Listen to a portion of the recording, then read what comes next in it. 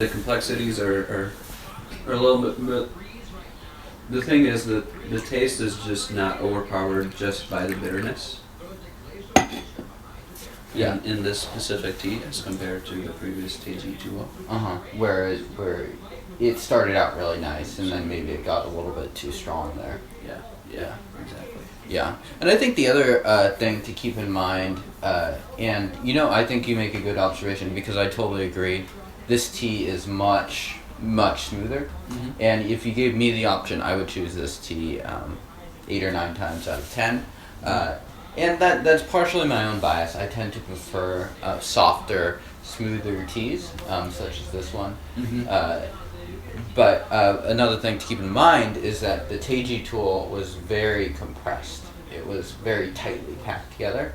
So that's going to interact with the humidity slower. So it's just going to age a little bit slower than something like this. I don't know what the compression was like on this, but it was probably a little bit looser.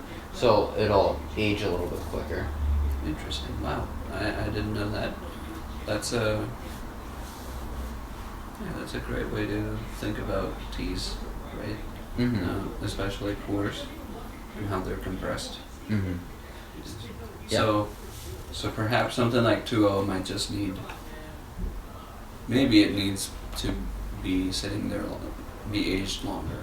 Yep. To see its real elements come out. And the company that's most famous for their tools, Shaguan, if you remember the crane. Oh yeah. Yeah, they're famous for making tons and tons of tools. Their audience has always primarily been Southeast Asia, where it is very humid, so they'll tend to age much quicker than someone in the West that has a Shaguan tool.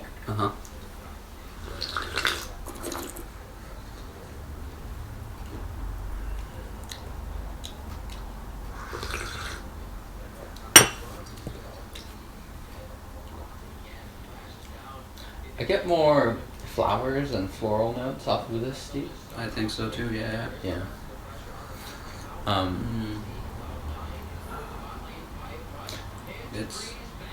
It's starting to get a little bitter, but this is great. I think. So what do you think, after having just 3 steeps of this, what do you think would be a reasonable price for this tea? Wow. I couldn't make a guess. Okay. I have no idea as far as raw pours go. Okay. Yeah. What would you think would be a reasonable price? My guess is it's going to be priced at about $60 for 357 grams or so. Wow. That is not bad. That's I mean that's a decent price range, I think. For this good. What would you think about? How would you buy this? Like, would you, as I mentioned at the beginning of when we were starting to try this tea, was that they're trying to appeal to people that buy teas in bulk. And I know you don't do that a lot, but you occasionally do that if you like a tea. Yeah. And, where does this tea fall? Would your recommendation be? It could be. A couple of cakes, maybe leave one for later, maybe one for now? Or would you get a couple, hold both, or would you not? Yeah, I think it depends what's in your collection and what you tend to like. I do tend to like Yiwu teas, and I think this tea is at sort of like a good turning point. The note there signifies that he thinks, TuDog, the owner of Y2T, thinks that the cake is going to get sweeter, thicker, and more honeyish, and that sounds fantastic. Yeah. I don't know, but I am also very well stocked on my Yiwu teas.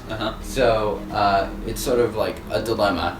And I do agree this tea is at the sort of right point where it's clear it's going to be at least decent quality. Yes. It's pleasant enough to drink now. And it will probably improve in the future. Things like processing flaws, if it's going to age into dust, I think it would have already been obvious by now. So, we can look at the material and, stuff looks generally... Looks nice. Looks decently processed. It smells very nice.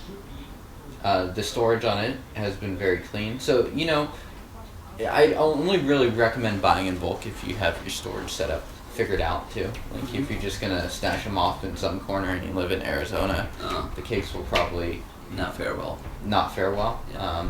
But if you live in a place where you're confident in your storage setup, then I think it's a reasonable buy.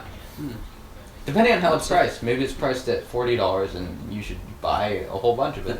Maybe it's priced as $100, at which you shouldn't touch it because it's too expensive. So, a lot of it depends on where this is indeed priced. Right. Another thing they mention is that the people that are Y2T Tea Club members actually get a 10% discount off on this month's tea. Yeah, there you go.